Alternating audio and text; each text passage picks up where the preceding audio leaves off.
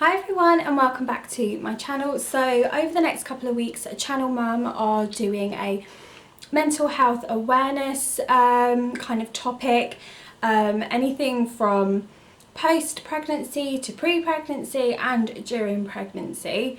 We all know that when you become a mum or you become pregnant, it brings a whole host of challenges and feelings and emotions, and for some women it can be a harder time than others.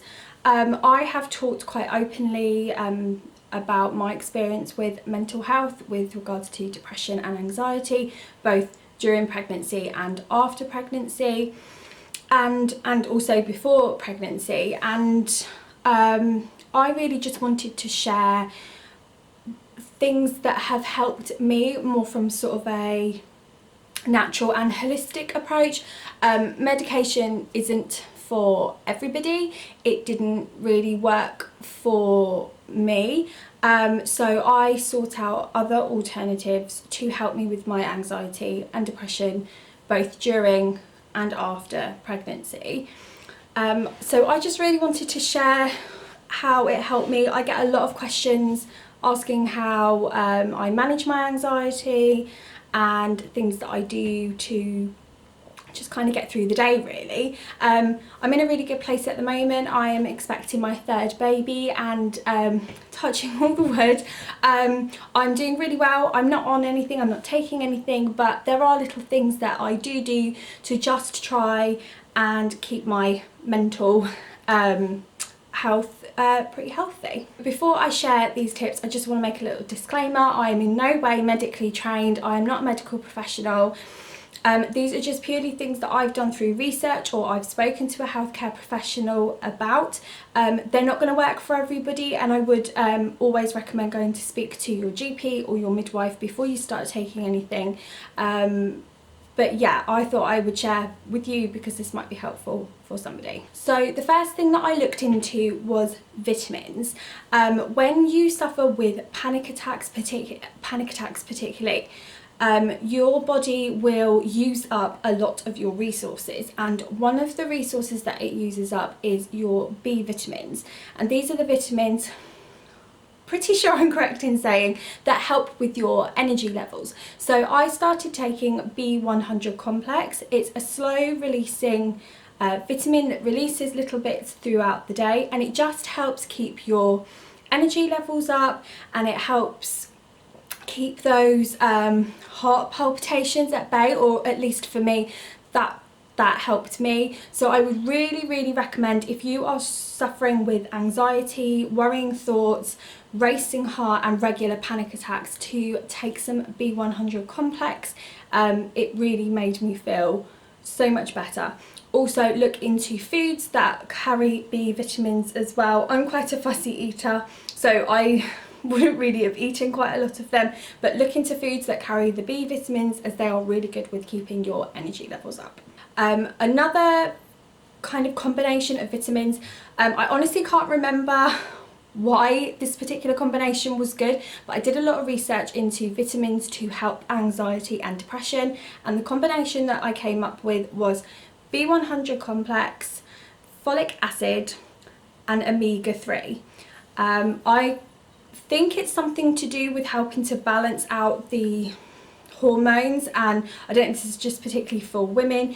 Do look into it and do go and speak to somebody in a health food shop. Holland and Barrett are particularly good, and they also recommended this kind of course of vitamins, and honestly it really helped just keep me a lot more relaxed. My heart palpitations were less, I was sleeping better, I found I had more energy. So that's just a combination that worked particularly well for me. So go and have, also iron as well. I took some iron tablets as well, as I was a little bit anemic as well. So go and have a chat with your doctor, get checked out with a blood test to see if you are lacking in anything as well, and also go and speak with a health food shop. They will be really good and helpful to you. Another thing that really helped me during my panic attacks were Rescue Remedy and lavender oil. I carried Rescue Remedy with me everywhere. I'm not 100% sure on whether it is safe to take during pregnancy. I never took it during pregnancy. This was something I took prior and after pregnancy, but they come in little spray bottles. You can also get lozenges or tablet form, and I always used to just keep some in my bag, so if I could feel myself kind of getting a bit flustered when I was out, or at night time when I needed to calm down, I would just have a lozenge, or I'd have a few sprays of Rescue Remedy, and it just really helped calm my whole system down and just give me a chance to kind of get my breathing back together. And yeah, made all the world a difference. With the lavender oil, I kept it in my bag, and I found inhaling it when I was having a panic attack really helped. I used to get really overwhelmed when I was in large crowds. So what I would do is I would put a couple of drops onto my wrist, and I'd put a couple of drops behind my ears and a couple of drops on my temples. And it just kind of gave the scent. Lavender is a naturally calming scent. It's also really good if you're suffering with headaches, which again is also a side effect of anxiety and panic attacks. And if I was out, I could just sort of, it doesn't look too odd, I promise, but I could just sort of lift my wrist up and I could just sniff it and just concentrate on my breathing, taking lots of deep breaths in and slowing my breathing out, and it really would just help calm me down. Another thing which I'm sure you've heard quite a lot about, it seems to be quite a thing at the moment, is mindfulness. There are lots of apps, lots of websites, lots of books. I'm not particularly an expert on it, and I kind of adapt it to what works for me. But for me, I really took sort of the breathing side of it. I got taught to do 7-11 breathing. So you would breathe in for the count of 7 and breathe out for the count of 11. And it really just slowed your heart rate down and brought you back to your regular breathing rate. So if I noticed that I was out and about or I was at home and I could feel myself getting very het up, I would just concentrate on my breathing, count in for the beat of 7, I just kind of tap my chest a little bit, and then breathe out for the count of 11, and within a couple of minutes my breathing and my heart rate were back to normal, so then I could move on with my day. So I would really look into mindfulness and about being present in the moment, and there's lots of apps so that you can do like meditation side. I understand that meditation isn't for everybody. I'm not particularly great at it, but there are times in the day where I will just need to take a few minutes for me, center myself, focus on my breathing, and just kind of shut the world out.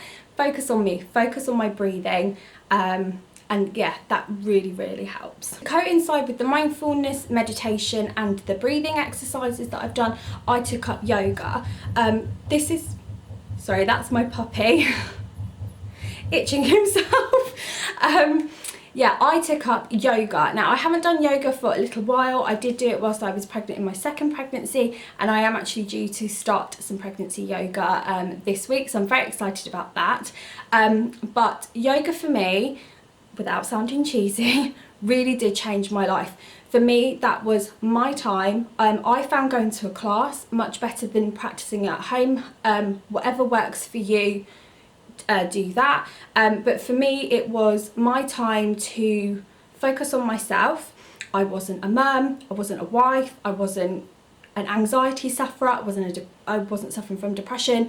I was me, and that hour was about me and my mental health, and I would leave any troubles that I had at the door. So I always told myself, no, when I'm in there, we are focusing on the class, what's going on, the moves I need to do, my breathing, and I would every time go out of there a different person. I was so much more calmer, I was so much more relaxed, and then in turn I could use those techniques at home. So at night, if I was struggling to breathe, I would do the meditation, I would do the gradual muscle relaxation, which will be my next tip that I will talk to you about. So really look into yoga. There are different forms of yoga, I believe. I just kind of went to whatever one was on at a time that I could go to. But it really benefited me, and it is something that I definitely want to start up again, and something that I want to continue on doing, because I've realised how much I've missed it and how valuable it was to me. And finally, really the one thing that I still do now when I can't sleep, or just need to take a few minutes, is gradual relaxation. I'm going to try and explain it the best way I can. So you take yourself off into a quiet room. There are tapes that you can get. There are videos on YouTube, I believe. If I can find one, I will leave one down below. And you can either do it yourself if you're, quite good at it now, or if you need somebody to lead you through it, like I said, I will try and find one for you. But it is basically just focusing on every single part of your body, from your head to your fingers to your toes to your arms, legs, etc. And you will tense it up as tight as you can and gradually relax that part of your body, and you will be amazed at how tense you really are, because afterwards, when you fully relax, you realise that your shoulders are no longer up near your ears, and you're not hunched over and carrying the world of stress onto your back, and you just feel like you sit up better, that you are more poised, that you just feel more relaxed. The tension in your neck starts to go, and the tension in your head. So that is a really good exercise that I find, particularly at night time, is a great time to do it, because you can kind of shake off the stress and the strains of the day, and it really kind of puts you in good stead for a good night's sleep. I hope those tips have been helpful to you. If you've got any questions, or you would like me to go into more detail about any of the things that I've talked about today, please leave me a comment, or you can message me. I will leave my email below. You might not feel happy to kind of leave an open comment, and that is absolutely fine. I do receive lots of messages from women and some men about anxiety and depression, and I'm always more than happy to help where I can. As I said, I am not a medical professional. I am just someone that has been there, done it, got the t-shirt, if you like, and I really just feel passionately about trying to help as many people as I can, because it can feel like a really lonely and dark place. So do go and open up to somebody, go and speak to your GP, midwife, a family member that you can trust if you feel like you are suffering with anxiety or depression. And I hope some of my tips have been helpful to you. Don't forget to go and check out Channel Mum and their new mental health page for mums. I will link that below. There's some great tips and great videos on there, and lots of other women sharing their stories. I will also leave links to my videos on my story and my recovery and all of that kind of thing. I am planning on doing some more mental health videos, so watch out for them. I'd love for you to subscribe if you found this video helpful and you want to watch more from me. But thank you so much for watching, and please share this video with anyone you think it may help. Thanks for watching. Bye!